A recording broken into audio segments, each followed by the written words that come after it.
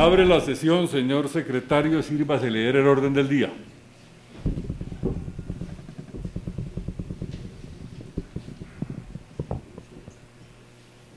Señores académicos, vamos a dar inicio a la sesión. Muy buenas tardes a todos. Hoy 9 de abril es una fecha memorable en los anales de la historia nacional. El 9 de abril de 1764, espero no haber aumentado ni disminuido, este día nace Antonio Nariño Álvarez y Casal. El 9 de abril de 1948 es asesinado el líder popular Jorge Eliezer Gaitán y se genera un alzamiento popular que es el único acontecimiento en toda la historia de las cronologías internacionales en las que se registra la República de Colombia. Es el único acontecimiento que yo he encontrado sobre esa fecha. Y hoy es el día también de las víctimas del conflicto armado. Señor presidente, tenemos un problema, entiendo que hay un problema de tránsito con el orador de hoy, pero dado lo avanzado de la hora, vamos a iniciar entonces sesión. El proyecto de orden del día para la tercera sesión ordinaria de la Academia Colombiana de Historia del 9 de abril de 2019 es la siguiente. Verificación del quórum y excusas. Palabras del presidente, doctor Eduardo Durán. Tercero, ratificación de proyectos de actas de las sesiones ordinarias del 12 y 26 de marzo, ya revisadas por las comisiones móviles. 4, presentación de libros. 5, proposiciones.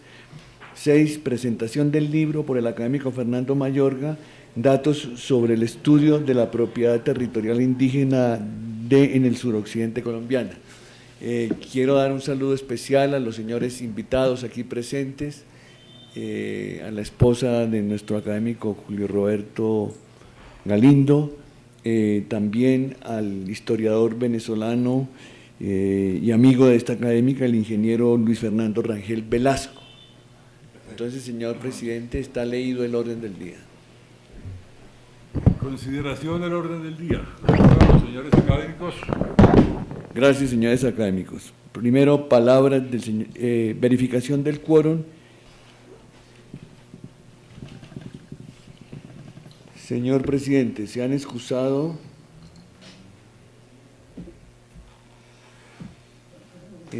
Jorge Morales, Adelaida Zurdiz por problemas de salud, Mauricio Cardona Angarita, Roberto Pineda tiene un traslape en la hora con una clase, están iniciando semestre en la Universidad Nacional, el doctor Enrique Gaviria, el padre Fernán González, quien se encuentra fuera del país, está en una feria del libro en Veracruz, en el posoperatorio Efraín Sánchez, problemas de salud del doctor Adolfo de Francisco Sea, se excusa Teresa Morales, Gentil Almario, Antonio Cacua, Magdalena Corradain, Alberto Corradain y Gonzalo Correal.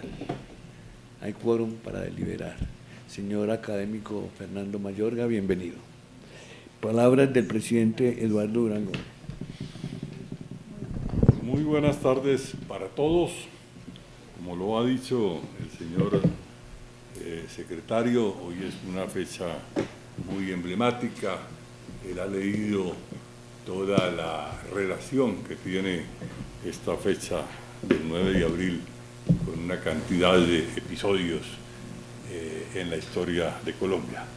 Pero quiero destacar el aniversario del asesinato del caudillo Jorge Eliezer Gaitán, en donde precisamente la Universidad Libre, a través de uno de sus más importantes directivos, el académico Julio Roberto Galindo, ha querido venir a presentar un libro relacionado con la vida de Jorge Eliezer Gaitán y además ha querido la universidad compartir ese libro con todo el cuerpo de académicos de esta Academia Colombiana de Historia. Así es de que una vez el doctor Julio Roberto Galindo haga la presentación del libro, será entregado a cada uno de ustedes un ejemplar del mismo. Igualmente quiero decirles que el viernes pasado tuve una larga reunión con la señora vicepresidenta de la República, hablando de los temas concretos que pudieran materializarse con motivo de la conmemoración del segundo centenario de la independencia nacional. La señora vicepresidenta, como coordinadora designada por el gobierno para estos actos, está en una excelente tónica y quiere contar con el apoyo permanente de la Academia Colombiana de Historia para todo lo que tenga que ver con el desarrollo de los actos conmemorativos. Yo le expuse la necesidad de que a través del alto gobierno se le asignara una partida especial a la vicepresidencia con el objeto de que se pudieran financiar toda esta serie de actos que se han venido ventilando y algunos ya diseñando. La vicepresidencia no tiene un presupuesto que pueda emplear o dirigir a estos objetivos y ella se comprometió a hablar con el presidente de la República para que efectivamente se pueda manejar un fondo que permita la financiación de todos estos actos conmemorativos. Pero fundamentalmente queremos trabajar en una serie de programas muy especiales. En primer término, queremos volver a hacer nuevamente un encuentro de academias regionales y centros de historia locales. Son 52 entidades entre academias y centros de historia y la idea es poderlos traer nuevamente a Bogotá para poderlos oír sobre todas las iniciativas que ellos tienen respecto a lo que debe ser la conmemoración del segundo centenario.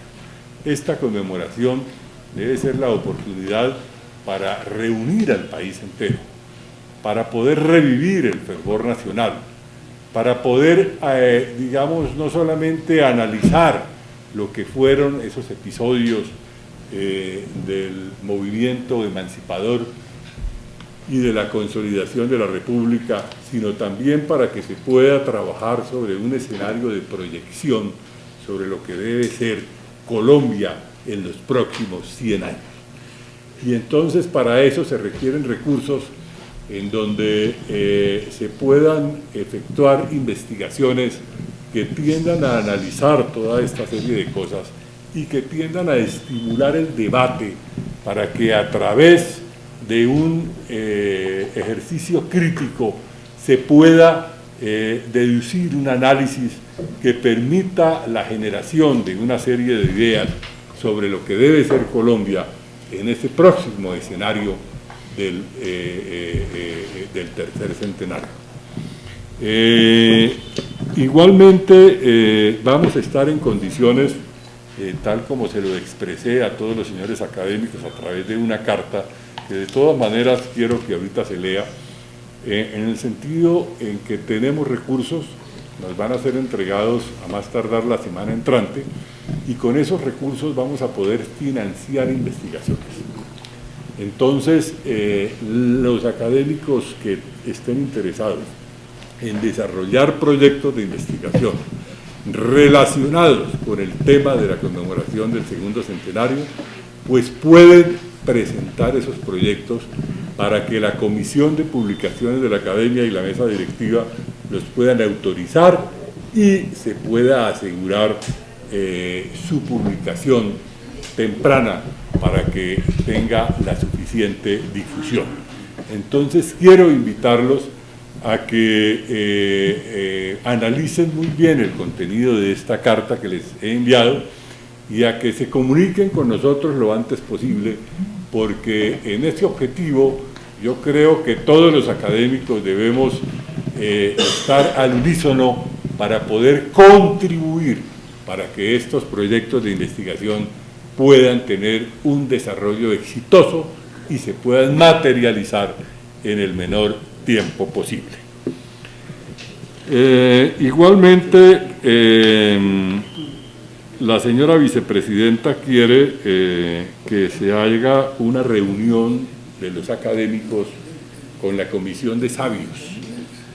Entonces, muy seguramente, muy pronto los iremos a convocar para asistir a esa reunión en donde estemos sentados con esa comisión que ha sido designada por el Gobierno Nacional para que nosotros podamos oír la visión de este grupo llamado de sabios y para que ellos puedan también oír las inquietudes que tienen los señores académicos con el objeto de que se puedan diseñar objetivos concretos a desarrollar en el futuro. Me parece de la mayor importancia esta reunión por cuanto va a ser una oportunidad muy importante para intercambiar ideas y desde luego para poder estructurar proyectos que nos permitan darle alcance a nuestros objetivos académicos. Y también quiero decirles que tenemos que tener una atención muy especial en lo que va a ser en el año 2021 la conmemoración del segundo centenario del Congreso de Cúcuta. Pues yo creo que ese va a ser un acontecimiento superior.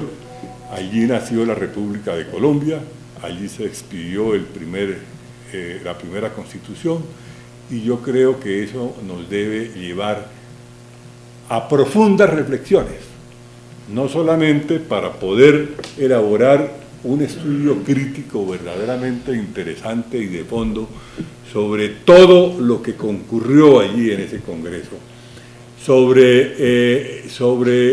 la manera como llegaron a diseñarse los diferentes objetivos y los diferentes principios constitucionales, sino también lo que ha sido el acontecer constitucional en estos 200 años y de pronto también pues lo que sería deseable proyectar para un escenario futuro.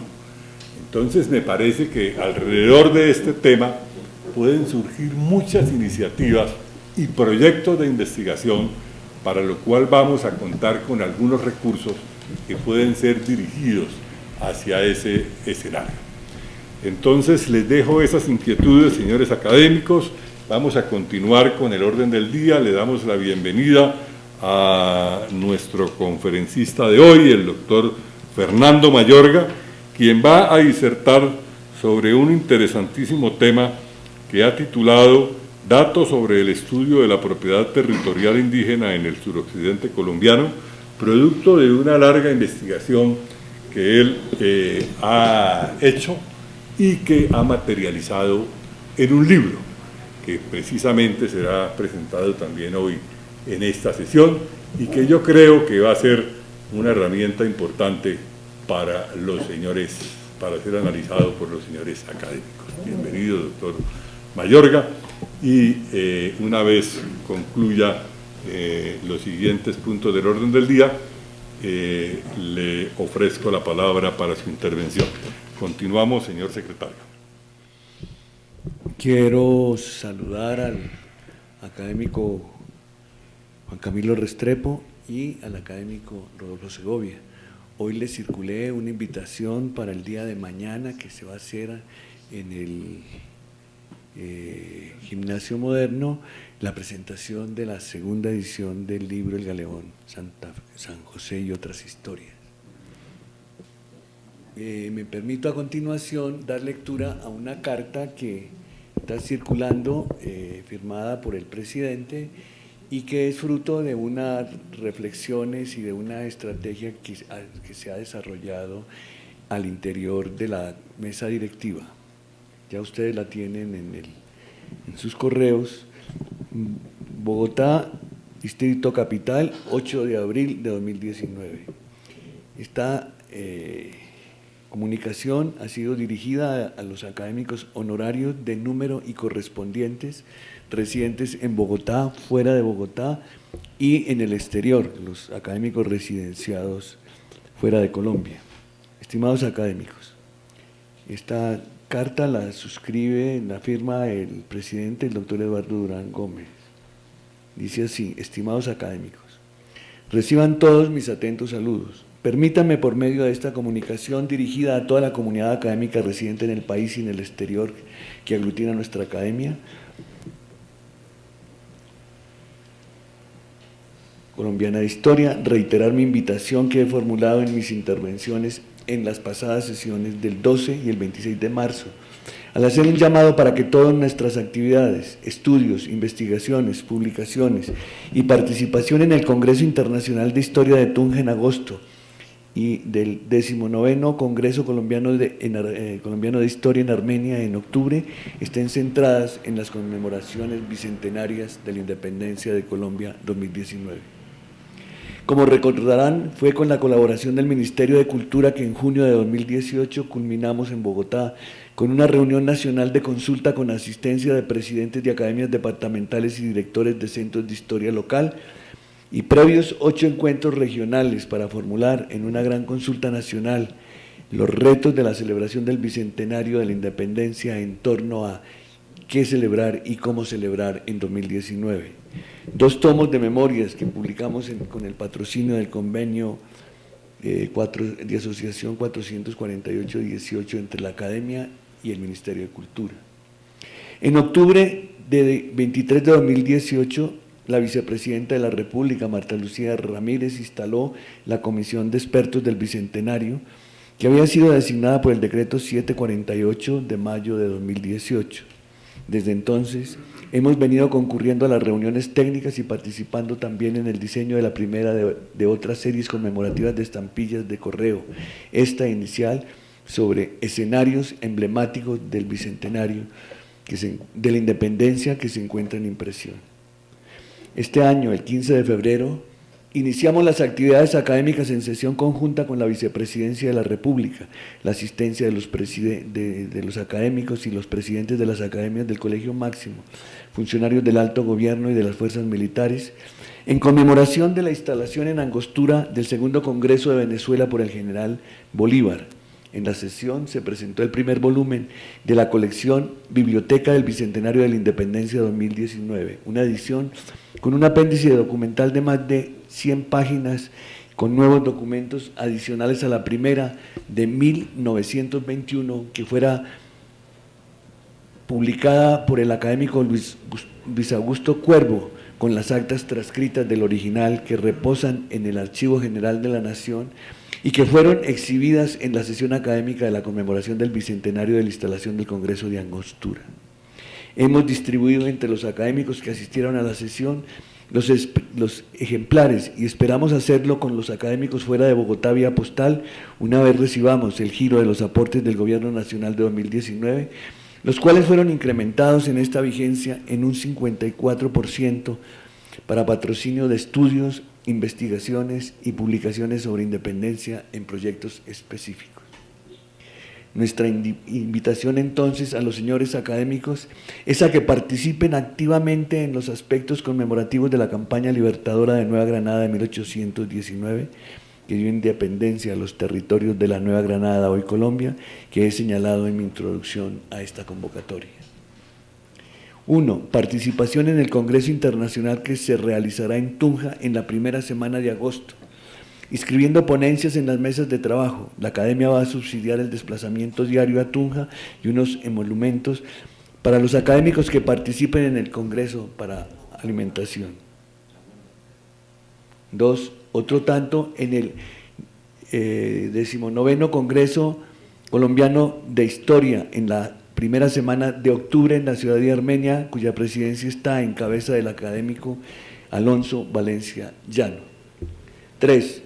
En sus colecciones bibliográficas las publicaciones están abiertas a nuevos aportes de los señores académicos.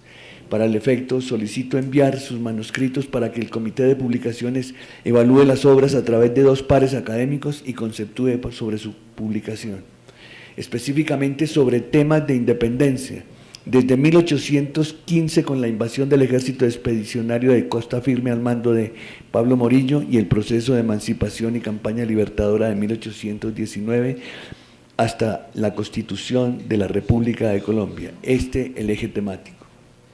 4. Para investigaciones con fuentes documentales históricas, brindaremos el apoyo a los procesos de investigación, transcripción de textos, cartografía sobre temas originales de carácter individual, también de asociación entre académicos de la corporación. Actualmente la mesa directiva está configurando un plan de investigaciones con miras a poder integrarlas a la programación de publicaciones. 5. En cuanto a publicaciones 2019, ya se encuentra en imprenta el Boletín de Historia y Antigüedades 864 y próximamente los siguientes. Está finalizada la preprensa de la obra en colaboración de la selección de textos de los boletines de las academias de Colombia, Ecuador y Venezuela titulado Las independencias de Colombia, Ecuador y Venezuela a través de campañas y batallas 1813-1823. Se inicia con la campaña admirable de 1813 hasta la batalla de Pichincha. Se está actualizando la ortografía y explorando con financiación para la edición internacional. 6. La mesa directiva ha analizado y conceptuado sobre varias iniciativas de reedición de obras de este periodo de 1815 hasta 1823, el cual ha sido fijado por la Vicepresidencia de la República, y buscando hacer nuevas ediciones críticas. Una de ellas, el libro titulado El régimen de Santander en la Gran Colombia, del académico y colombianista profesor David Bushnell. Otra, un repositorio de documentos y textos de académicos sobre la campaña libertadora de 1819. También explorando la viabilidad de estudios conjuntos entre las academias de Colombia, Ecuador y Perú. Así damos una dimensión territorial y política a la unión de los pueblos de la República de Colombia en el periodo 1819-1830. Consideraciones finales.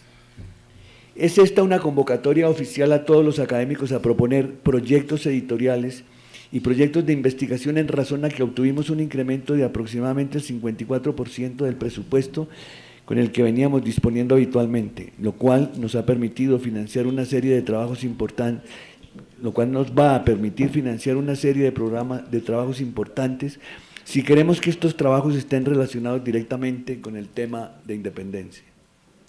Como lo anuncié el 26 de marzo, ya tenemos sobre la mesa 5 propuestas editoriales. Esperamos que surjan muchas más. La idea, de todas maneras, y de acuerdo con el cronograma que se ha trazado la propia Presidencia de la República y la Vicepresidencia, que fue encargada de coordinar el tema, es que esta conmemoración debe abarcar hasta el año 2023, lo que nos permite que en estos 4 años vamos a tener, digamos, importantes herramientas para poder auspiciar y patrocinar el trabajo de los académicos. Queremos desarrollar temas fundamentales, sobre todo temas que vayan más allá de lo que ha sido el escenario tradicional de análisis en este tema de la independencia. Queremos analizar, por ejemplo, el escenario económico de la época de la independencia. Queremos analizar el papel de la mujer en el tema de la independencia. Queremos profundizar mucho más allá de lo que fue, digamos, el protagonismo de los héroes. También ir al tema de los mandos medios, que jugaron un papel muy importante en el tema de la toma de decisiones, del diseño de estrategias y de la definición de acciones en esta época, y para todo ello se requieren trabajos de investigación. Estamos seguros que a los señores académicos les irá a surgir muchas posibilidades de temática respecto a este programa al que estamos invitando, y esperamos que en las próximas fechas poder recibir esquemas de trabajo para ver cómo los podemos alimentar, digamos, no solamente a través de contenido, sino también para ir definiendo un esquema financiero que permite el auspicio económico para sacar adelante los proyectos. Entonces quedan ustedes notificados de esas ideas que se han venido analizando en la mesa directiva, y esperamos poder desarrollar muchos trabajos que precisamente tengan origen en los académicos, no solamente para ser elaborados directamente por ellos, sino también ser trabajados también en trabajos interdisciplinarios, al vincular otros académicos de otras disciplinas. Una invitación a todos los académicos residentes en Bogotá, en Colombia y en el exterior, a enriquecer este banco de proyectos editoriales y de investigación. Cordialmente, Eduardo Durán Gómez, presidente, con copia mesa directiva, con copia vicepresidencia, plan editorial y de investigaciones. Leída la comunicación, señor presidente. Continuamos con el orden del día. Señor presidente, este año tuvimos la primera sesión, una sesión solemne, el 15 de febrero. En el mes de marzo tuvimos 2 sesiones. La del 12 de marzo, en la que el académico Rodolfo Segovia hizo una brillante exposición sobre el hundimiento del galeón San José, y el 26 de marzo se conmemoró el 250 aniversario del nacimiento del Barón de Humboldt. Las actas fueron transcritas por Daniel Miranda, el operador de las actas. Yo hice una edición preliminar, ya fueron revisadas por las comisiones móviles. Señor presidente, las últimas correcciones me fueron dictadas esta tarde por el académico Benjamín Ardila y ya están incorporadas al acta que circuló en la mañana con las observaciones de Efraín Sánchez, Inés Arias. Entonces, señor presidente, yo le solicitaría que se sometiera a aprobación, a ratificación estas dos actas para que podamos empezar en firme el año 2019. En consideración la proposición. ¿La aprueban los señores académicos? Gracias, señores académicos. Señor presidente, entramos al cuarto punto, presentación de libros. Ofrezco el uso de la palabra para quien quiera hacer presentación de libros. En primer término, tiene la palabra el académico Julio Roberto Galindo, quien presentará el libro conmemorativo del aniversario del líder Jorge Eliezer Gaitán. Gracias, señor presidente. Como presentación, me permito leer brevemente algunos apartes del libro. Se titula Jorge Eliezer Gaitán y el 9 de abril en la historia. Jorge Eliezer Gaitán nació en Bogotá en 1898. De tez morena, constitución atlética y estatura mediana, negros ojos agudos que brillaban bajo la frente obstinada, era la más fiel representación del mestizo. Amable y sencillo, seguro de sí mismo, pero a la vez arrogante y en ocasiones presumido. Tenía un inmenso poder de sugestión y magnetismo que irradiaba sobre las multitudes debido a su energía, su sinceridad, su decisión, su ideología y su oratoria. Fue un líder especial, distinto, original, que creía ciegamente en el pueblo y el pueblo creía ciegamente en él.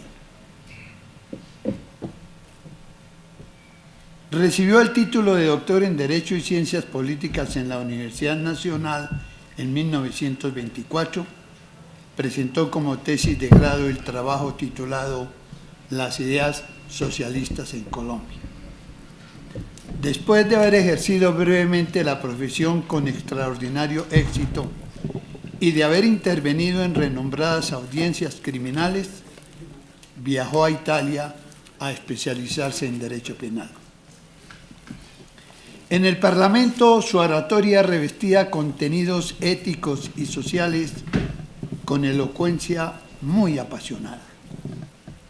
En la cátedra atraía a los discípulos con la pura universalidad de sus planteamientos y la serena autoridad de su experiencia. Como hombre de estudio y de lecturas, había cosechado los conocimientos que necesitaba para cumplir su tarea de agitación y renovación. Y como ideólogo, sin lugar a dudas, aventajaba a muchos políticos. En política, Gaitán se inició en 1917 con motivo de la candidatura presidencial del maestro Guillermo Valencia. Después de ser elegido representante a la Cámara por Bogotá, hizo el famoso debate sobre las matanzas de las bananeras. Por esos tiempos, envidiosos por desprecio o temor, empezaron a calificarlo de demagogo, y apodarlo despectivamente el Negro Gaitán. Él era una montaña humana que les obstaculizaba su carrera. Con el transcurso del tiempo y de sus luchas, Gaitán fue elaborando aforismos de tremendo impacto popular por su vehemente contenido y por la fuerza penetrante de su voz y su ademán. Decía: yo no soy un hombre, yo soy un pueblo. El país nacional contra el país político. Lucha contra las oligarquías. La justicia no puede ser solo para los de Ruana. Son los mismos con las mismas. Los partidos no se caen, se suicidan. El hambre no es liberal ni conservadora. Que los ricos sean menos ricos para que los pobres sean menos pobres. Por la restauración moral de la República a la carga. No eran los discursos escritos ni las exposiciones académicas su ámbito natural. Eran las conferencias en los recintos abiertos al público y especialmente sus discursos y oraciones dirigidos a las multitudes, los que prendían fuego en todas las conciencias. Además, era su ferviente y sincero intérprete con el instrumento prodigioso de su garganta, que recogía como una concha marina el rumor oceánico de las muchedumbres. Fue el primero en promulgar que detrás de la fachada del campo y de la aldea había un concepto nuevo de la gente ignorante y olvidada. Llegaron tiempos de elecciones. Se habían perfilado con caracteres firmes los nombres de Jorge Eliezer Gaitán y Gabriel Turbay del Partido Liberal como candidatos a la presidencia de la República y el de Ospina Pérez por el Partido Conservador. Él fue quien obtuvo la victoria, Ospina Pérez. Posteriormente, Gaitán fue proclamado jefe único del liberalismo. Él, como símbolo de orden, organizó una de las jornadas más hermosas que se conozca en la antología de los actos populares. Esta se realizó en Bogotá el 7 de febrero de 1948. Esa tarde, Jorge Eliezer Gaitán, el capitán del pueblo, como solían decirle sus seguidores, apareció en la tribuna y con su impactante rostro de arcilla y cobre, sus músculos tensos y su voz voluntariamente prisionera, pronunció una de las más conmovedoras, impresionantes y preciosas piezas de oratoria: la oración por la paz. Terminó así: Señor presidente, os pedimos una pequeña y grande cosa: que las luchas políticas se desarrollen por los cauces de la constitucionalidad. No creáis que nuestra serenidad, esta impresionante serenidad, es cobardía. Nosotros, señor presidente, no somos cobardes. Somos descendientes de los bravos que aniquilaron las tiranías en este suelo sagrado. Somos capaces de sacrificar nuestras vidas para salvar la paz y la libertad de Colombia. Señor presidente, nuestra bandera está enlutada y esta silenciosa muchedumbre y este grito mudo de nuestros corazones solo os reclama que nos tratéis a nosotros, a nuestras madres, a nuestras esposas, a nuestros hijos y a nuestros bienes, como queráis que os traten a vos, a vuestra madre, a vuestra esposa, a vuestros hijos y a vuestros bienes. La multitud se estremeció. No habló, no gritó, pero las clausas patéticas y conmovedoras de esta oración, que evocaron en la voz lírica y humana de Gaitán toda la pasión tranquila de un partido, recibieron oídos sordos del gobierno y el atropello y la violencia se intensificaron. Pero la historia conservará esta pieza de oratoria única, suelta, profunda, como una de las grandes páginas de la humanidad en solicitud de paz y de justicia. Era viernes 9 de abril de 1948. Gaitán madrugó a trabajar.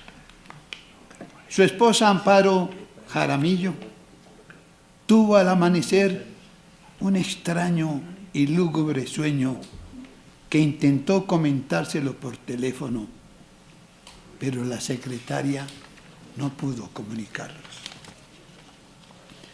Plinio Mendoza Neria y otros amigos lo invitaron a almorzar al Hotel Continental. Gaitán recogió su sombrero y bajaron por el ascensor. Cuando salieron a la calle a la 1:05, dieron un paso sobre la acera y Mendoza, inclinándose un poco para que lo oyese el jefe, a quien lo había cogido del brazo, le decía: yo lo que quiero tratarte es muy corto. La frase no se terminó jamás. En una visión alucinante percibieron a un hombre desconocido que a distancia de 2 metros y en un área despejada les apuntaba con un revólver. El espacio que los separaba de ese inesperado enemigo les hacía imposible acometerlo o reducirlo, tanto más si se encontraban inermes. Fue cuestión de segundos. Gaitán comprendió la complejidad de ese instante fatal y trató de volver sobre sus pasos para refugiarse en la puerta del edificio. Sonaron rápidamente 4 disparos y 3 proyectiles se clavaron en la nuca y en la espalda del caudillo. Gaitán se desplomó sin exhalar una queja. El asesino, con el arma extendida, retrocedía a pasos lentos, medio vuelto hacia atrás, como queriendo vigilar su retirada, al mismo tiempo que enfrentaba al grupo entre el cual estaba su víctima. En tan fugaces momentos, los acompañantes de Gaitán solo pudieron captar vagamente la imagen de esa figura que retrocedía felinamente, balanceando en la diestra de arriba a abajo el revólver homicida. Era una figura pálida, siniestra y serena. El líder popular, vital y victorioso, yacía sobre el pavimento. Y toda la construcción de su brillante carrera y de su vida, ardorosamente elaborada, estaba entre un charco de su propia sangre. En instantes eternos permanecía tendido inconsciente en la acera, con la cara hacia arriba, crispada la faz en un rictus inexpresivos. En el primer momento, gritos y carreras frenéticas. Han asesinado a Gaitán, han asesinado a Gaitán. La conflagración pasional había estallado y ya nada ni nadie la dominaría. Los gritos resonaban con estridente violencia de dolor hacia el abismo, con una agresividad brutal. Pero, así como la muerte es silenciosa, el tumulto de la angustia es tormentoso y clamante. En el patio de la clínica, hombres y mujeres lloraban, gritaban, maldecían, todos querían ayudar, sugerir, dar órdenes. Nadie escuchaba lo que los otros decían. Cada mujer se sentía la viuda de Gaitán. El gran caudillo ha muerto. ¡Viva el capitán del pueblo! Afuera, la ciudad se había enloquecido. El pueblo ya no pensaba solamente en protestar. ¿Qué haría más? ¿Iría como horda o como fuera a derribar brutalmente los muros de la autoridad constituida, a tomarse el gobierno? Ahí comenzó lo que califica la gente y los historiadores como el Bogotazo. Unos creen que la historia de Colombia se partió en dos, antes y después de ese 9 de abril. Gracias. Muchas gracias, señor académico Julio Roberto Galindo. Y mientras usted pronunció su intervención, fue distribuido el libro entre los señores académicos.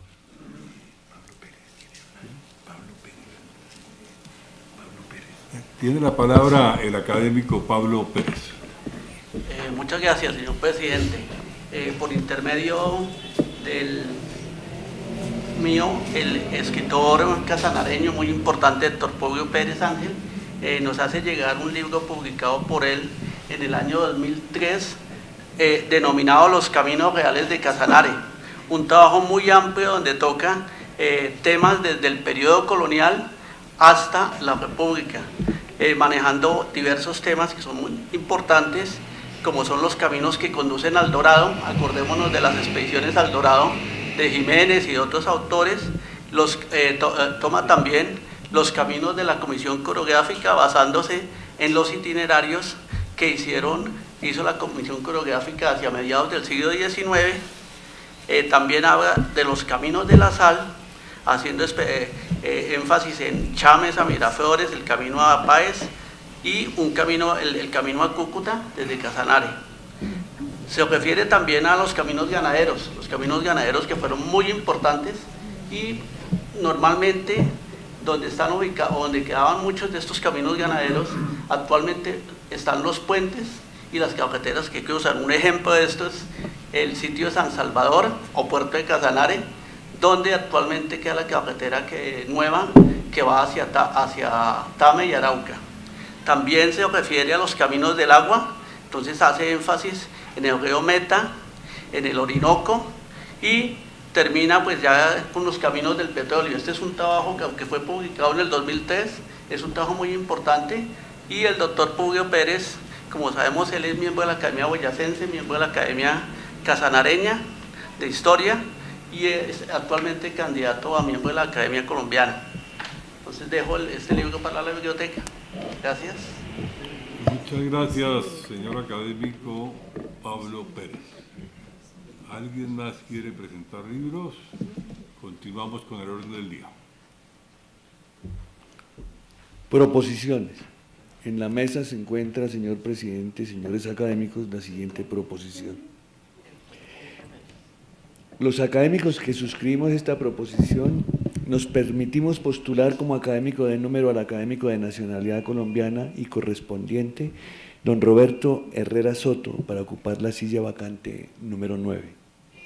El académico Roberto Herrera nació el 18 de diciembre de 1929 en Santa Marta, departamento del Magdalena.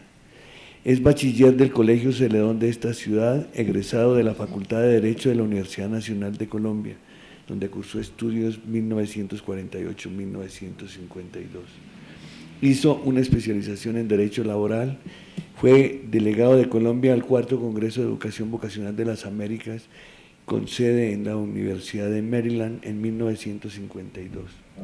Obtuvo el título de Magíster en McGill University en Montreal en Historia y Gobierno de los Países en Vías de Desarrollo en 1960-1963.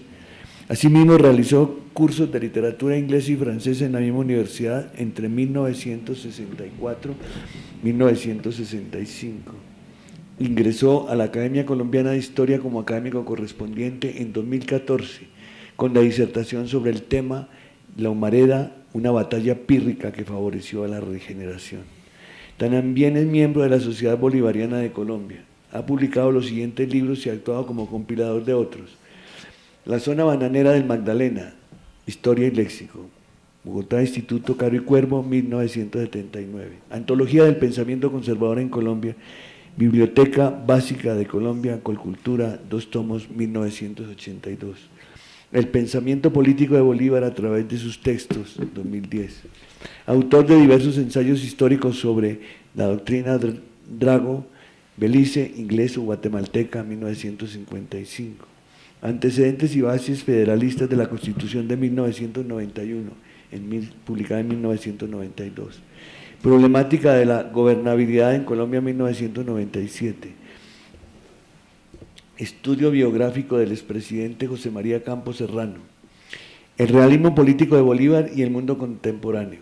Adicionalmente, ha publicado textos sobre, comillas, Los amores de Goethe, 1949, El sentido profundo de la latinidad, 1951, Baldomero Sanín-Carno y la cultura latinoamericana, El padre Félix Restrepos y la lengua española, 1952, Manuel Zapata Olivella, Las perspectivas de las negritudes en América Latina, Alberto Dangond Uribe, La política, el amor y la cultura, Iberoamericanismos y sexoamericanismos, 2009, Bolivarianismo, humanismo y conocimiento, Padilla, Sucre y Morillo ante la historia, inédito. En su trayectoria profesional ha sido secretario de Educación del Departamento del Magdalena, profesor de la Universidad Gran Colombia de Derecho Constitucional durante 20 años y ha sido miembro de la conciliatura de la misma Universidad de la Gran Colombia desde 1985 hasta el presente. Fue director de la revista Bolívar y ha sido colaborador del Heraldo, La Prensa, El País, El Nuevo Siglo. También se ha desempeñado como presidente de la Academia Colombiana de Letras y Filosofía, subdirector de la Oficina Jurídica y de la Subdirección Administrativa del Instituto de Fomento Municipal. Fue subsecretario general de la Alcaldía de Bogotá. Miembro de la Academia de Historia de Bogotá, ingresó en 2015 con la disertación sobre el tema José María Cordovez Moure, cronista e historiador. Por su participación y asistencia sostenida a las sesiones de la Academia Colombiana de Historia, consideramos que se hace merecedora su exaltación como académico numerario. En Bogotá, Distrito Capital, a 12 días del mes de marzo de 2019. Bueno, presentada la candidatura a miembro de número del doctor Roberto Herrera Soto, quiero recordarles a los señores académicos que el procedimiento a seguir es el de someter a consideración en primer debate hoy esa candidatura y si es aprobada, ingresa a la Comisión de Candidaturas para que rinda el informe respectivo que será presentado para un segundo y último debate. Entonces, considera los señores académicos que la candidatura del doctor Roberto Herrera Soto debe ser aprobada hoy para que sea examinada por la Comisión de Candidatura. Ha sido aprobada. Gracias, señores académicos. Último punto del día, presentación del libro del académico Fernando Mayorga, datos sobre el estudio de la propiedad territorial indígena en el suroccidente colombiano. Tiene la palabra el señor académico doctor Fernando Mayorga. debo confesarles que ya fue presentado. Lo presentamos en febrero del año pasado en la Escuela de Estudios Hispanoamericanos de Sevilla. Mis amigos sevillanos me pidieron, sobre todo por a juicio de ellos, en interés del tema, que lo presentara allá. Ustedes saben que la Escuela de Estudios Hispanoamericanos es parte del Consejo Superior de Investigaciones Científicas español, y una entidad que los americanistas llevamos en el corazón. También tuve ocasión de presentarlo en noviembre del año pasado en su sitio natural, que era Popayán, porque datos para la historia de la propiedad territorial indígena en el suroccidente colombiano tiene un espacio territorial muy marcado, y el libro está pensado básicamente con el referente del Estado Soberano del Cauca. ¿Cuál era el Estado Soberano del Cauca al que le tocó? ¿Cuál era el espacio geográfico del Estado Soberano del Cauca que reguló el tema de la propiedad indígena? Y para decirle, doctor Juan Camilo, que Caldas era parte del Estado Soberano del Cauca.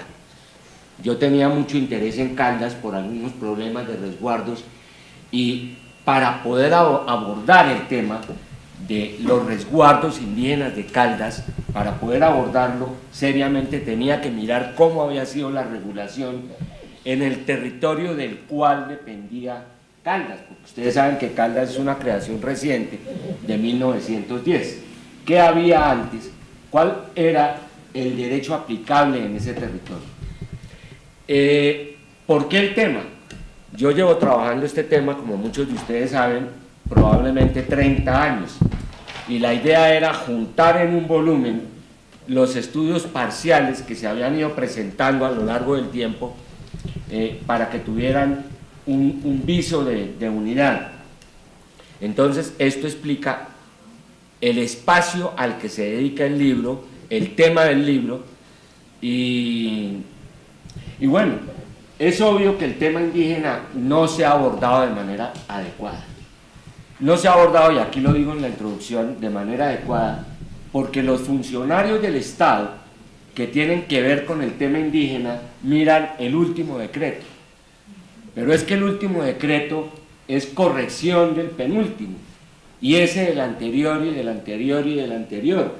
El derecho no nace de la nada, y este es un tema supremamente delicado. Por esto este es un tema que no se puede trabajar tampoco en el periodo republicano, porque el periodo republicano es una reacción al periodo hispánico. Necesariamente este tema, y todos, yo creería, debiéramos pensarlo desde el periodo hispánico para poder entender qué es lo que hay después, a qué reacciona la República. La República acoge las entidades, las instituciones del antiguo régimen, sí o no, cuáles sí, cuáles no. Yo les digo, una institución que claramente acoge la República es el notariado. El notariado republicano es herencia del notariado español, del notariado colonial. Eso no tiene solución de continuidad. Como tampoco hay solución de continuidad, por ejemplo, en el Colegio del Rosario. El Rosario no tuvo cambio de régimen. El Rosario se adaptó a la nueva regulación republicana, pero no hubo una ruptura.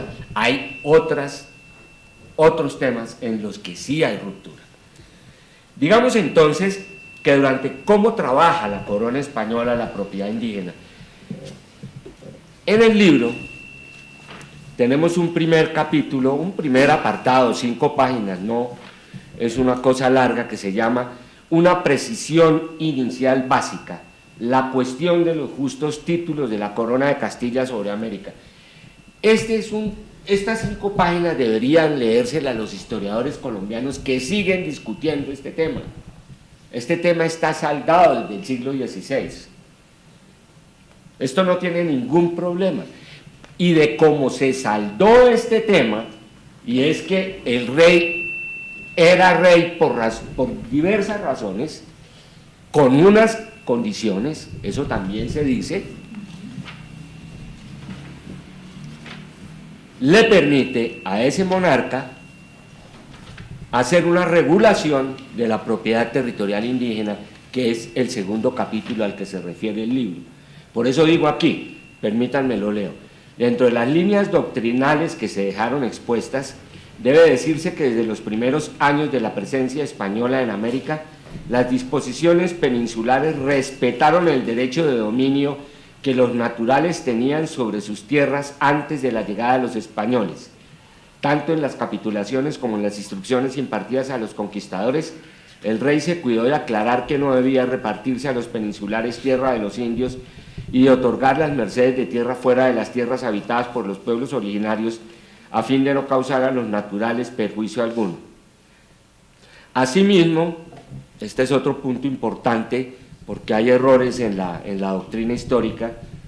Asimismo, las normas que organizaron el régimen de la encomienda precisaron que los derechos del encomendero no se extendían sobre las tierras indígenas y especificaron que las ocupadas por un encomendero difunto sin sucesión pasaban no al encomendero sino al pueblo del que el indio era originario.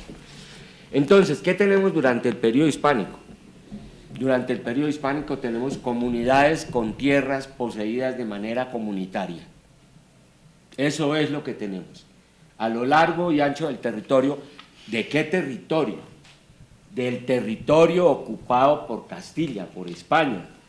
Y ustedes saben bien que el territorio ocupado por Castilla, si uno lo mira en 1810, no es más del 15% del actual territorio nacional. Entonces estamos hablando de un territorio pequeño, pero en ese territorio existía respeto a la propiedad indígena y los indígenas tenían sus resguardos en propiedad comunitaria. Ahora bien, ¿qué va a hacer el siglo XIX con respecto a la propiedad indígena? Va a ser un intento de acabarla a como diera lugar. Primero, esto lo trabajamos acá de la siguiente manera: un primer periodo que va, primera regulación republicana, el periodo comprendido entre el 10 y el 32, luego un importantísimo periodo porque ya están consolidadas las cámaras provinciales, que son los organismos legislativos de las diferentes provincias que se crearon. Ustedes saben que hubo hasta 55 provincias. Segundo periodo republicano, la regulación de la propiedad territorial indígena en las provincias del suroccidente colombiano, marco histórico, 1832-1857. El primer estado federal, que fue Panamá, nace en 1855, el segundo en 1856, que fue Antioquia, si no me falla la memoria, y todos los demás en el 57. Por eso aquí paramos en el 57. Para el tema de la propiedad indígena en las provincias que yo no he trabajado, es básico ver la legislación de las diferentes provincias proferida por las cámaras provinciales. Aprovecho para decir que hay otro libro mío que se refiere a los resguardos del Estado Soberano de Cundinamarca, pero curiosamente en Cundinamarca los resguardos para 1857 prácticamente habían desaparecido. Es un libro que abarca un espacio geográfico distinto. Desaparecieron en la actual Cundinamarca, Cauca no. Entonces estamos en 1857. Aquí, ¿qué pasa? Pasa que nace otro periodo cronológico, la propiedad territorial indígena del Estado Soberano del Cauca, 1858, que es la primera regulación, a 1885, y también en el Estado Soberano del Cauca se intenta dividir los resguardos indígenas, pero yo siempre he creído que es un intento más bien débil, no fue tan fuerte ni tan contundente como el de Cundinamarca, fue débil y eso le permitió a las comunidades, dijéramos, sobrevivir al intento de la liquidación de los resguardos, intento que va a seguir en el periodo unitario que se inaugura en 1886, como ustedes saben. De 1886 en adelante yo encuentro dos periodos básicos rotos abruptamente en el año 1940, porque en 1940 se dicta el último decreto que intenta resolver el problema de los resguardos indígenas liquidándolos. ¿Qué es liquidar un resguardo? En términos de Código Civil, es dividir una comunidad entre los condóminos. No es tampoco quitarles la tierra, no. Hay que tener precisión jurídica para hablar. 1940 es un año crucial para mí. ¿Por qué? Porque se celebra en México el primer Congreso Indigenista Interamericano. Colombia estuvo representada por invitación personal del presidente Lázaro Cárdenas, el papá de Cuauhtémoc Cárdenas, por un intelectual que ustedes han oído nombrar y probablemente algunos de ustedes conocieron, Antonio García Neiza. Ese congreso... ¿Ah? Nosa, tienes razón. Con doble S. Así es. Ese congreso produce un giro. Por lo que yo sé en México y en Colombia, creo que en toda América Latina, pero eso habría que precisarlo. Y a partir de ese momento ya empieza a verse, dijéramos que la visión a partir de ese momento hacia la propiedad territorial indígena comunitaria, no disuelta hasta ese momento, es de permisividad. Bueno, quieren estar ahí, permitámosles. Y ya después, con las leyes de reforma agraria, como ustedes conocen perfectamente, ya empiezan a constituirse lo que se llama resguardos nuevos, de suerte tal que hoy en la jerga de la propiedad territorial indígena a nivel de funcionariado se habla de resguardos, para hablar de los resguardos nuevos, y los resguardos que subsisten del periodo colonial se llaman resguardos coloniales. ¿Qué pasa con estos resguardos coloniales? Estos resguardos coloniales se han aprovechado muy inteligentemente de una ley del periodo unitario, la ley 89 de 1890, conforme a la cual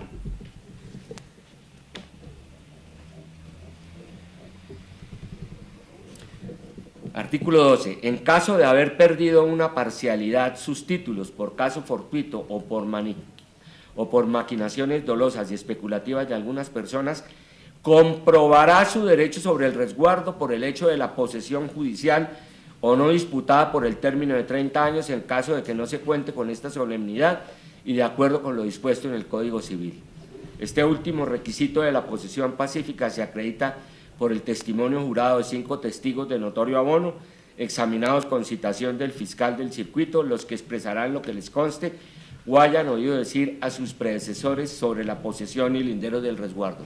Este artículo 12, en la práctica, ha servido para reconstituir muchísimos resguardos, porque los indígenas, después de 1890, armaron su título diciendo que lo habían perdido, y es lo que están alegando hoy para la reconstrucción.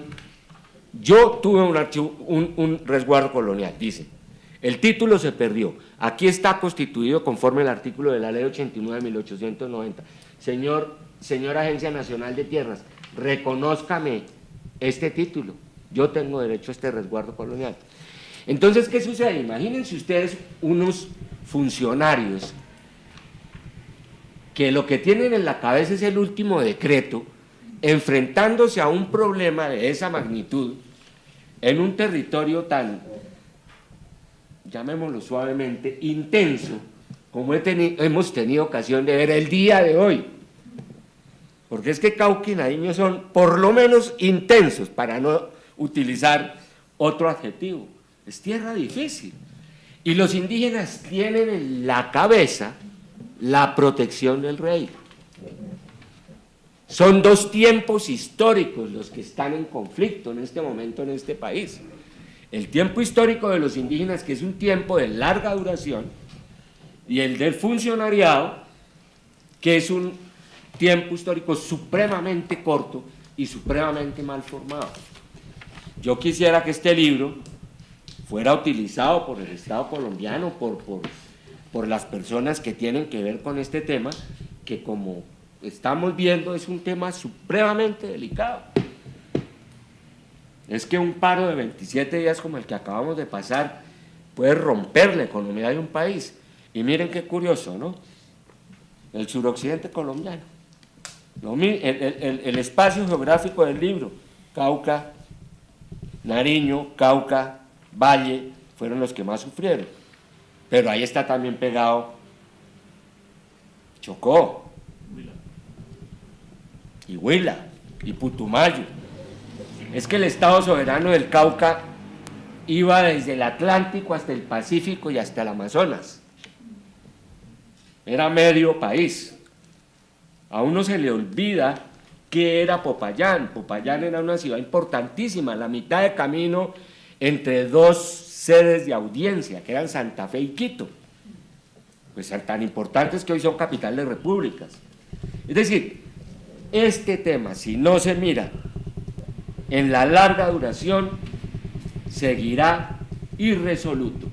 Y un aporte para que ese problema se resuelva es este libro que hoy tengo mucho gusto de presentar aquí delante de ustedes.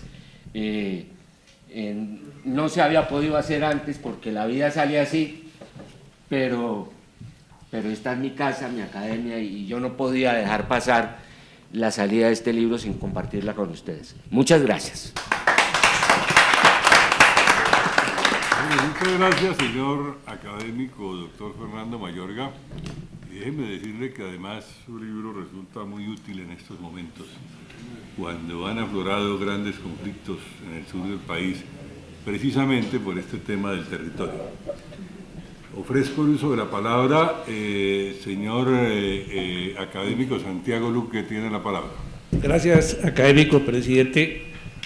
Bueno, felicitar al académico Fernando Mayorga, qué aporte tan importante, qué momento clave, verdaderamente estupendo el trabajo, Fernando.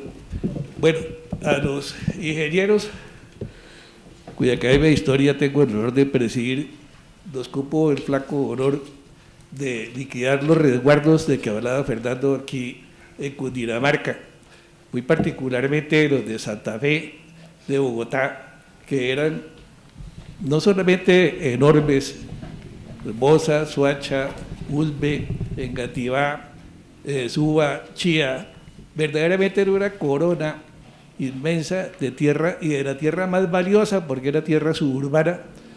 Indudablemente eran los mayores terratenientes del altiplano. El resto de Cundinamarca los resguardos eran más pequeños, y nosotros, los ingenieros, recién fundado colegio militar, nos tocó ese encargo de hacer de topógrafos entrenados para liquidar esos resguardos. Además hicimos un trabajo muy mal hecho técnicamente, tanto que hoy en día subsisten inmensos problemas de títulos. El IDU, por ejemplo, tiene enormes quebraderos de cabeza por las falsas tradiciones en los resguardos de Suba, por ejemplo, en otros resguardos. Entonces, ese tema que acaba de tocar Fernando sí que es importante la larga duración, mirarlo en perspectiva, mirarlo en contexto, mirarlo desde el periodo hispánico, y verdaderamente muy bien sus palabras y muy cortas, además, magnífico libro, ojalá lo podamos tener. Gracias, señor presidente. Gracias, señor académico Santiago Luque. ¿Alguien más quiere hacer uso de la palabra? Tiene la palabra el doctor Benjamín Ardila Duarte.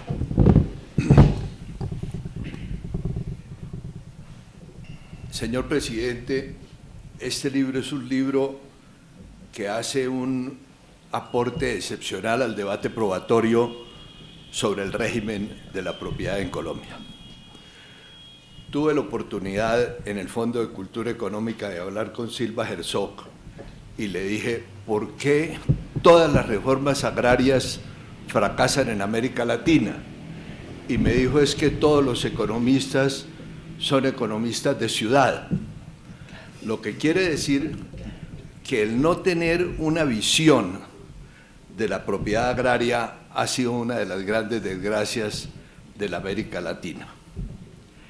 En el caso concreto de Colombia, el debate empezó con la aparición del libro de Mariátegui, 7 ensayos sobre la realidad peruana, en donde dijo que el problema del indio no es el indio ni la cultura, el problema del indio es la tierra. Más adelante en Colombia hubo 2 debates. El uno, la publicación del ciclo de conferencias que había dictado Otzkapdeki en Santo Domingo, que abarca la totalidad de la legislación desde 1591 hasta 1940-45. 1591, justamente. Sí. 1591, Sí. que es la primera reforma agraria que hicieron los españoles. Sí. En Colombia, el problema indigenista no ha sido muy tratado, y si lo han tratado, lo han hecho de manera un poco literaria, sin tener en cuenta la edafología, es decir, la distribución de la tierra, y el doctor Guillermo Hernández Rodríguez publicó uno sobre los chibchas, limitado al espacio vital de Cundinamarca y de los resguardos de los chibchas. Los chibchas a la colonia y a la república, se llama el libro como fuente generatriz del latifundio. Posteriormente, el doctor Juan Camilo Restrepo, ya con una óptica de la economía contemporánea, ha venido tratando el tema. Se ha presentado este nuevo conflicto en el área donde se desarrolla el libro del doctor Mayorga, y es muy probable que sea el punto de partida para un gran debate nacional con respecto a la propiedad agraria en Colombia y concretamente a la propiedad indígena. Frente a los indios, el tema agrario no se puede tratar con los criterios de la economía de Schultz o de los otros economistas agrarios, sino con una visión muy colombiana, y no solo muy colombiana, sino que en cada departamento es distinto el problema indígena. El problema indígena de La Guajira no es lo mismo que el problema del suroccidente. Ocurre que en Popayán, respetuosamente siendo una ciudad culta, letrada, etcétera, etcétera, hay una mentalidad como de encomenderos, herederos de quienes tuvieron la tierra y las minas antes de que se fundara la República. Entonces no hubo una visión moderna del tema, y ocurre que las reformas agrarias fracasan porque no se tiene en cuenta al hombre. En el caso de Lázaro Cárdenas recibe el poder en México después de 20 años de reforma frustrada desde la época de don Porfirio. Pero ocurre que Lázaro Cárdenas se dio cuenta de que el indio no le importaba que le dieran un pedazo de tierra, sino que creó el ejido cooperativo, porque el indio trabaja sobre el sistema social de economía y la organización colectiva del trabajo. Entonces, tomar el problema agrario sobre la base de fracturar la propiedad contemporánea y darle un pedazo de tierra al indio es completamente un fracaso como solución. El problema agrario hay que enfrentarlo teniendo en cuenta las duras realidades que desde antes de la independencia registra el libro del doctor Mayorga. Felicitaciones. Muchas gracias. Gracias, doctor Benjamín Ardila. Tiene la palabra el doctor Juan Camilo Restrepo y enseguida el académico Fernando Mayorga. Doctor Juan Camilo Restrepo. Muchas gracias. Quiero felicitar al doctor Mayorga por este libro, que es una continuación de los otros trabajos que él mencionó brevemente en su presentación y que constituyen un conjunto, quizás el más completo que se ha hecho en Colombia, sobre la propiedad colectiva indígena. Problema que, como lo puso de presente estos episodios que aún no terminan en el suroccidente del país en estos últimos días muestran que tiene que dársele quizás una consideración mucho más cuidadosa y menos fanática de cómo se está presentando últimamente. Quiero ilustrar esto que está pasando con lo siguiente. En estos días se han escuchado voces que dicen: pero ¿para qué nos metemos en estas discusiones y en estas peleas con los indígenas?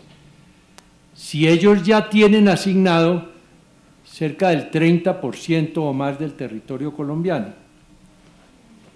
Y es cierto, pero es cierto porque en la administración del presidente Barco se les asignaron a título de resguardo toda la región amazónica del país, más bien con miras a que ellos contribuyeran a la protección ambiental de esos territorios. Entonces, claro, cuando se toman en cuenta estas adjudicaciones que hubo en los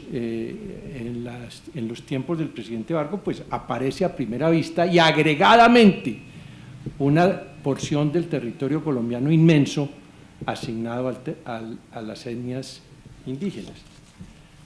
Pero cuando esto se netea y se va a ver casos, el más dramático de ellos, el del Cauca, pues la situación es bien diferente. Obviamente no es el momento para que entremos a analizar pormenores de la distribución de la tierra en el Cauca, pero quisiera terminar recogiendo la última observación del doctor Benjamín. Es cierto, hay que tener mucho cuidado de no fraccionar, subfraccionar y atomizar la propiedad indígena, porque eso conduce al fracaso. Yo tuve oportunidad en México de conocer, allá acabaron con los ejidos, los distribuyeron, los permitieron que se negociaran libremente y llevó a un fraccionamiento realmente que atentó contra la economía de las propias comunidades indígenas y contra la economía agraria de México. Yo tuve oportunidad de conocer una milpa que tenía una propiedad individual de un ejido fraccionado que era más pequeña que esta mesa, con un sembrado de maíz, y a eso llevó el fraccionamiento de la propiedad agraria en México, cosa que el presidente Salinas de Gortari, en fin, después recogieron y derogaron allá en México porque ese fraccionamiento de los ejidos resultó un fracaso. El tema de la propiedad agraria en Colombia y muy especialmente en el Cauca es un tema pendiente de la agenda del país. Si queremos tener convivencia y sosiego, esto no se va a solucionar ni a la brava ni con simplismos, y por lo tanto pues quiero simplemente celebrar este libro del doctor Mayorga, que aprovecho pues para felicitarlo por el libro mismo y por la muy comprensiva presentación que nos ha hecho en el día de hoy. Gracias, doctor Juan Camilo Restrepo. Tiene la palabra el académico Fernando Mayorga. Gracias, presidente.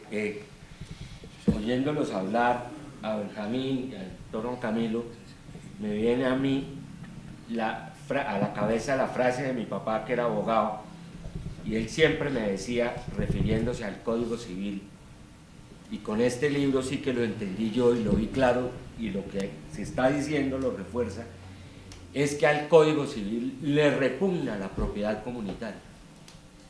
El Código Civil, ustedes saben que yo he trabajado también el proceso de codificación civil en Colombia. Apenas el Código Civil del Cauca toca en 4 artículos la propiedad indígena, pero si ustedes ven el Código Civil de la Unión Colombiana, que se adopta después en 1887, en la Ley de Unificación de 1887, en ese Código Civil el indígena no existe. Es un código hecho para la burguesía francesa.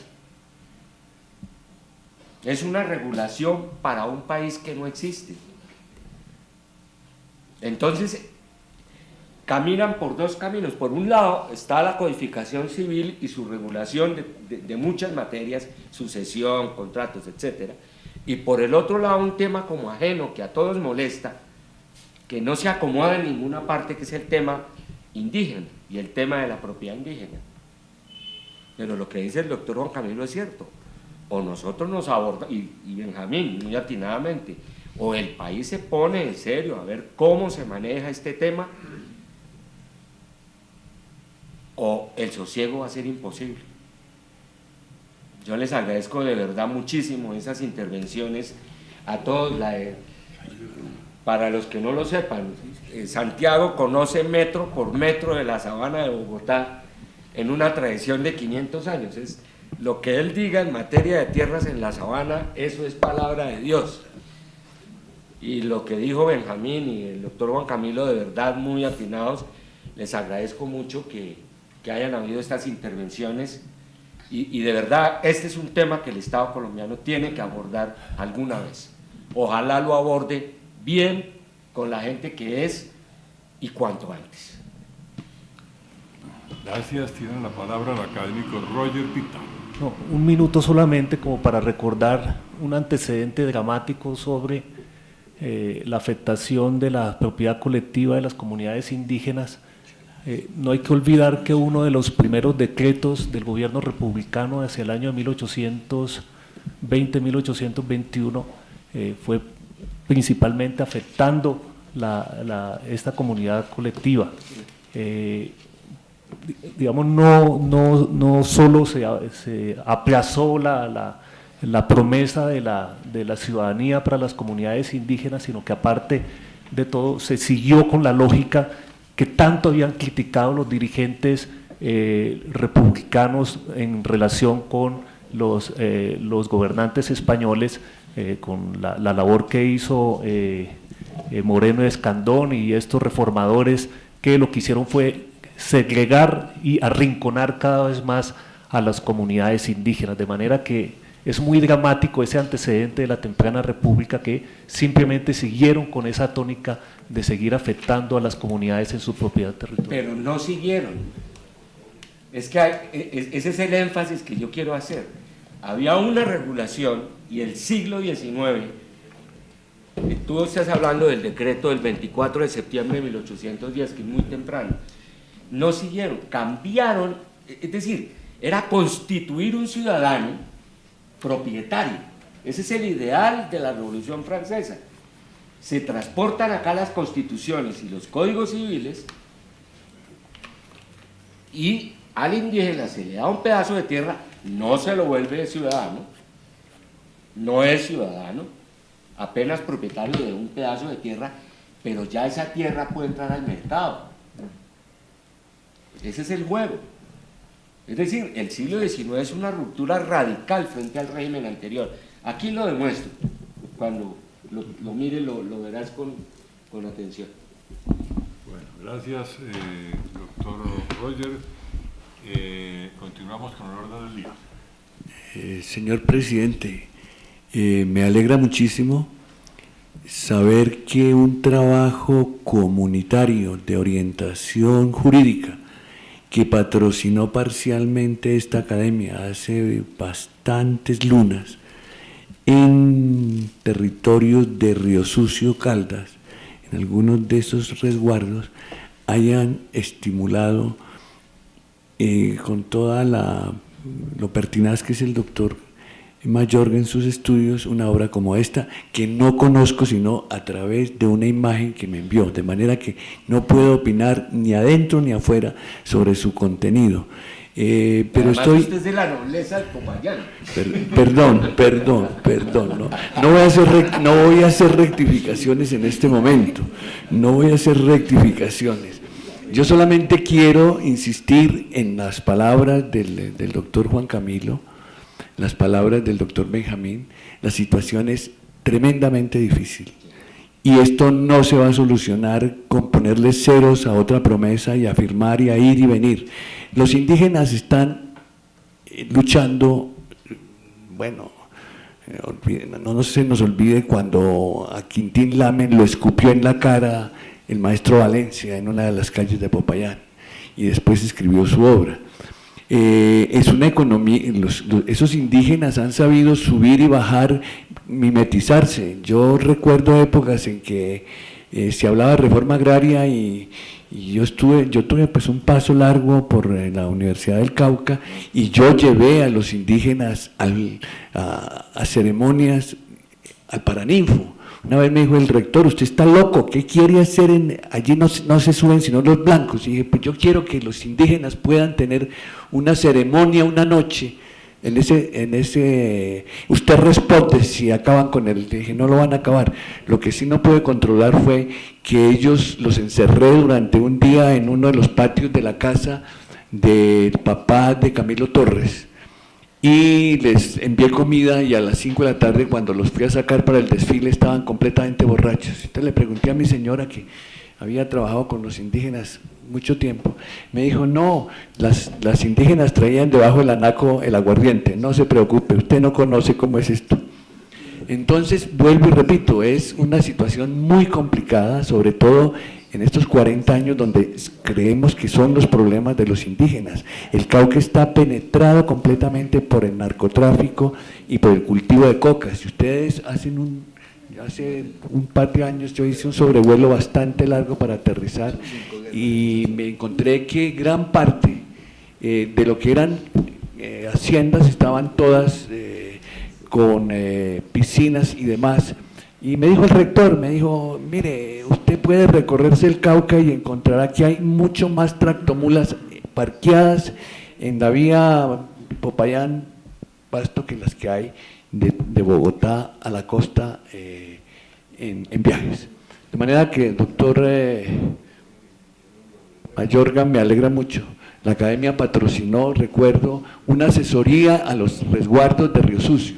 Y Río Sucio Caldas, por una magia de la represión de Morillo y sus ejércitos, hizo posible que el 7 de agosto de 1819 se unieran en unos conflictos que habían allí, a partir, con el impulso de un sacerdote que huía de las huestes, Bonafón, se fundara el 7 de agosto de 1819 Río Sucio, de manera que más allá que lo del diablo en este año de las celebraciones en las que tanto ha insistido el doctor Durán, está por celebrarse esa feliz coincidencia en este bicentenario. Señor presidente, varios anuncios. Ya hice el anuncio de la presentación mañana en el Gimnasio Moderno de la segunda edición del libro del doctor Segovia. También tenemos de la Comisionada de los Derechos Humanos de las Naciones Unidas una invitación a las 7 de la noche para la presentación en el Teatro Colón de un documental sobre los desplazamientos. El doctor Altamar muy atinadamente me ha recordado de otra invitación que hemos estado circulando, esta para el día jueves. Esta no tiene tanto traslape, el jueves a las 6 de la tarde, en la carrera séptima con 33. Este es un tema bien interesante. Es una invitación de la Universidad Pontificia Bolivariana para una conferencia sobre la música para celebrar la nación, la función de la música en las fiestas del 20 de julio antes de 1910.